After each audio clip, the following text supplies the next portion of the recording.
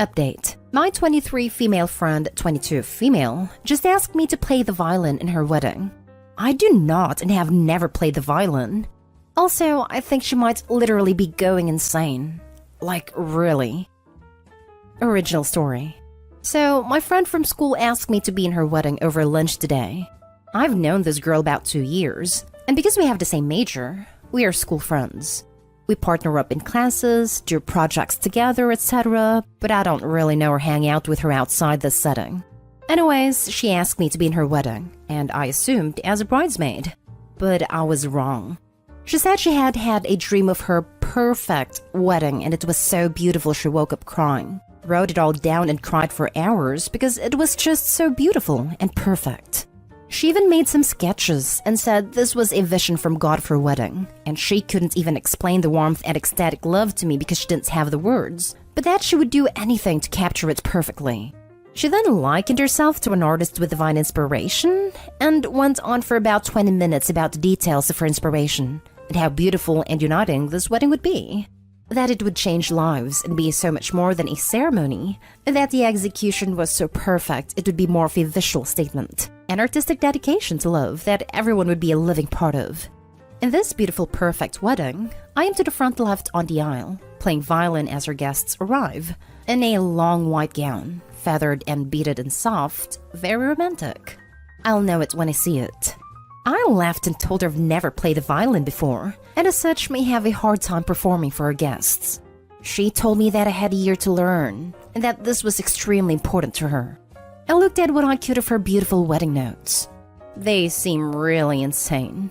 Lots of stuff feverishly circled or written over and over like, "Inspect what you expect," over and over, and all in white, literally scribbled over other words, all in the margins, copied into big paragraphs. The part she showed me of my role just said my name. Violin, soft and complex, beautiful and intricate, a concerto, lots of detail. Wow, the guests. I don't know how to play violin at all. I've literally never touched one. She sounded like she was on something talking about it. She was feverish and flitting from topic to topic, and talking about how maybe I could compose something. But she wanted it to sound so intricate that no one would believe it was just one person playing it. It seems beyond normal bride stuff, and when I told her even if I did have a year to learn to play, it would be basic at best, she slammed her hand on the table and said, "Stop." Then went right back to her cheery, excited talk about her divine wedding. I very gently tried to refuse, and told her that this wedding sounded really important, and that I would be happy to try to find a professional to play for her, and she just said, no, it has to be you. I'm sure of it. And went right back to talking, as if I had suggested I wearing a hat to the beach. Just really casually dismissed. Then she dropped a bomb. Besides, I already bought your violin, and it was almost $2,000. What? I don't know how to play. I told her she was being insane, but she just kept making no noises, or putting up her hands or saying enough. Eventually, she just said the violin would be here in a few weeks, and that I needed to find someone that gives lessons and learn, and that she believed in me. She told me that worst case scenario, I get to learn a skill most people would love to learn, and that if I do well, I can have the violin as payment. But I don't want a violin. I don't play. Then she left, and here I am, dumbfounded. I can't exactly cut ties and run. It is summer now, but we have a class together currently, and 3 classes together in the fall. I can only see her getting crazier about this. She's scaring me, and while she's always had a flair for the dramatics, she's never been this crazy before. I'm not really sure if this is just mega bridezilla and she will get over it, or if I should just pretend I don't know her, or if I should call a Lunabin to come pick her up. Or just take up the violin and hope whatever god of weddings visited her grants me magical powers. Now for the top advice before reading the update. Hey, this sounds a lot like a manic episode. A classic symptom is to take an interest like that to an extreme, and coupled with the euphoria, fast talking, magical thinking, and compulsive nature of her speech, it really reminds me of the mania I've encountered in my life. I'll say it's impossible to diagnose this stuff over the internet, but read up on the symptoms and see what you think. The tough part is that, if it's true, it's hard to do anything about until it's extreme enough to warrant commitment. possible harm to self or others, though it depends on where you live. Whatever you do, try not to tell her she's crazy or needs medication, as this will alienate her whether it's true or not. Anyway, I don't want to go too far down this road if I'm wrong, but feel free to ask more questions if not. Good luck. Came here to say this, but you worded it perfectly. Sounds like a manic episode. Opie, get in touch with her fiancé and tell him about this. Ask him if she's okay or if he's noticed anything strange. I think you should mention something to her fiancé and her family. This sounds like it is potentially very serious, not a temper tantrum or demands. Something is very wrong. I'm Facebook friends with her fiancé. What do I even say? I'm sure she's told him about this dream of hers. Yeah, but does he know that she spent $2,000 on a violin to give to a friend who has never played a violin and has no desire to learn? At the very least, you could contact your fiancé and ask for help in refusing. Say that you have tried to refuse this request, but she's really steamrolling you. Tell him that you are not going to be playing the violin at the ceremony, and you need his help getting that information through to the bride. I mean, that way you're getting the fiancé involved with a crazy that's affecting you. From there, hopefully you can notice the more crazy things that are happening, or rein this girl in a bit. What? Have been playing the violin for 15 years and would still be nervous to perform a solo in front of a wedding. And it wouldn't sound as good as this lady's describing. It takes a lot of work to even sound good on a violin. Have you heard grade schoolers play? I would have to start practicing a solo now, and I know how to play. And now for the update. So, I sent a modified original post to her fiancé, and added after, I'm really worried because this seems pretty mentally unstable, way beyond normal bride stuff. Then I got his reply on Facebook from her, not her fiancé, at about 2 p.m. today. I didn't see it because she deleted me from her friends, and it went to a different mailbox. Thanks so much for trying to tell my husband I'm crazy. Thank God he understands what it is like to love someone, and what planning a wedding is all about. Excuse me that I have a dream I'm passionate about. Trust me, if you ever get a ring with that attitude, you will understand too, but I doubt it. Nice trying to get between us, but guess what, sweetie? Nothing could tear us apart. Least of all, you. Ha ha ha ha ha. You're clearly jealous, and that makes me feel really bad for you. Then about an hour ago, I got a message from her fiancé. A long message. The too long didn't read is that she went freaking nuts on a florist because he couldn't do her entire wedding in Wisteria. The horror. Almost got arrested for making a scene in a store. Then he found out she has spent her financial aid / student loan money for the second half of summer and the fall in random wedding stuff like my violin, and has been booking venue tours and tastings with ridiculous expensive prices.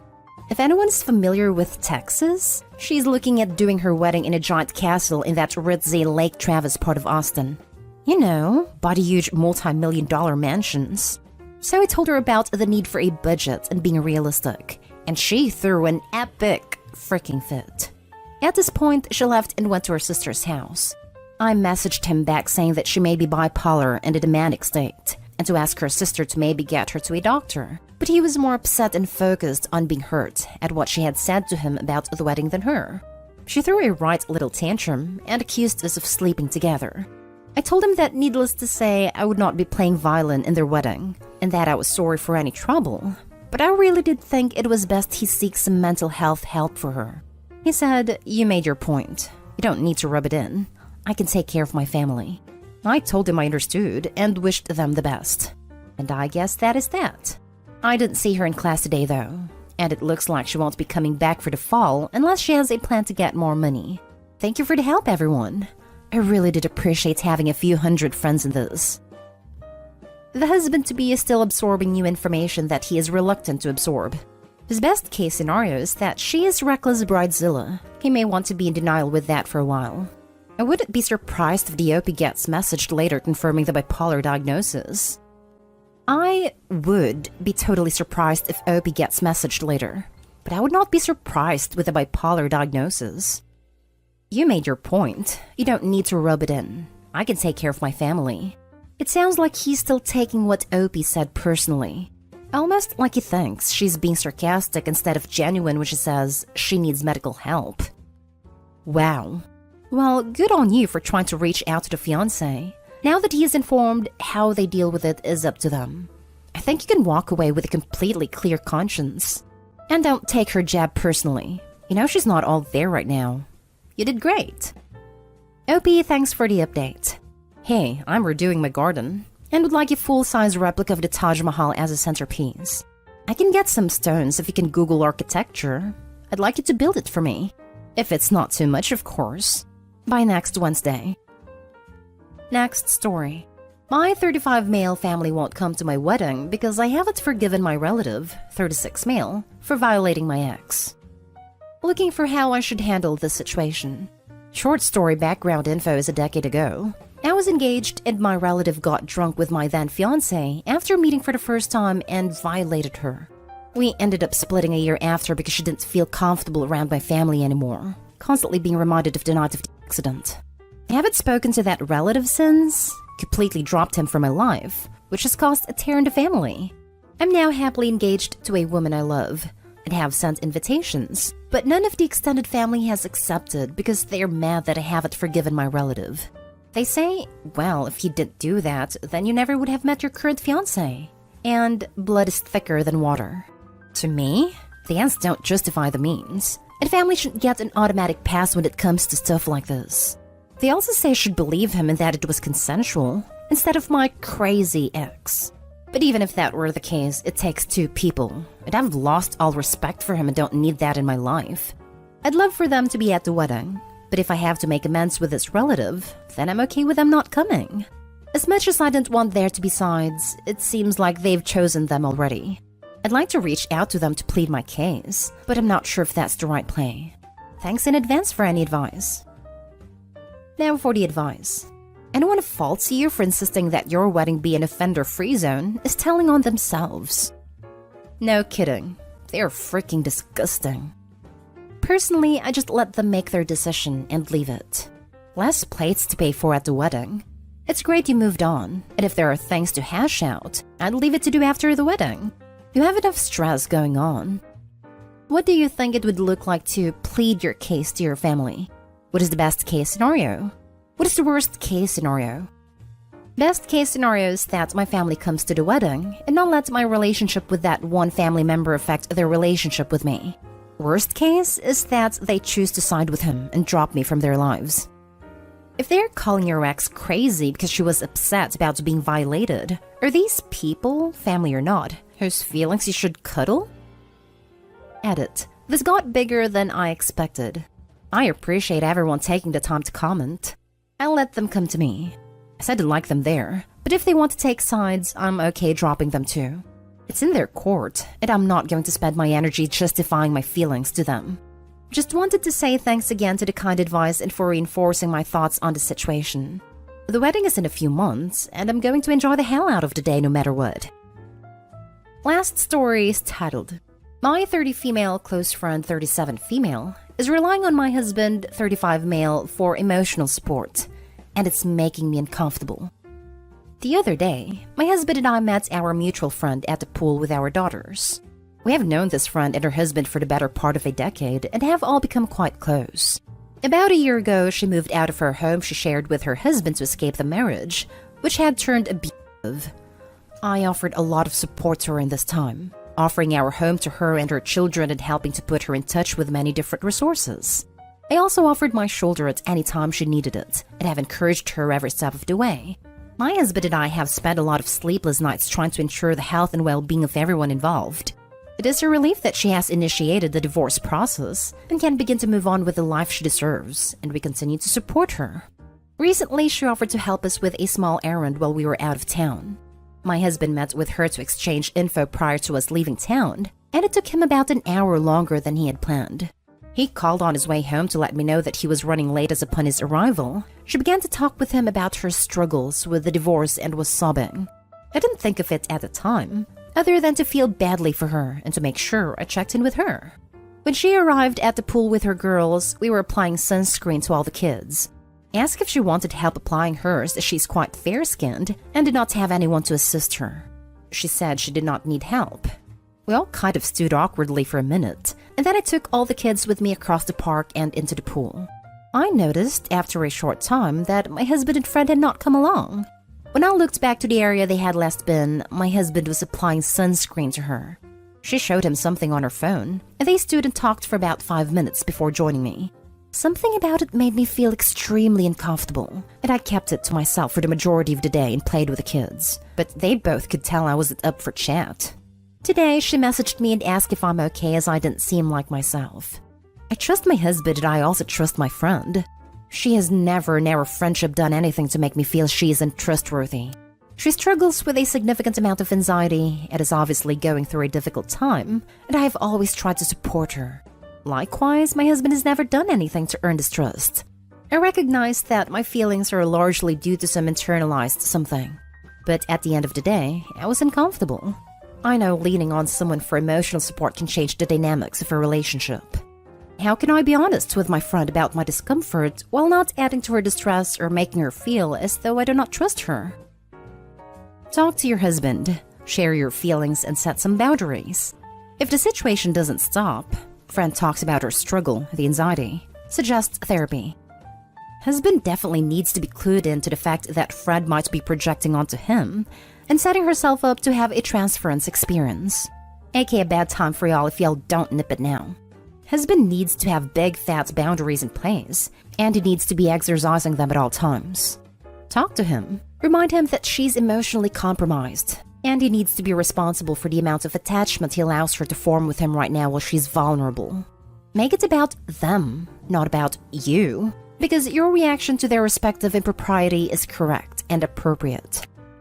Yeah, I would never ask a friend's partner to rub sunscreen on me. If you're catching a vibe, it's for a reason.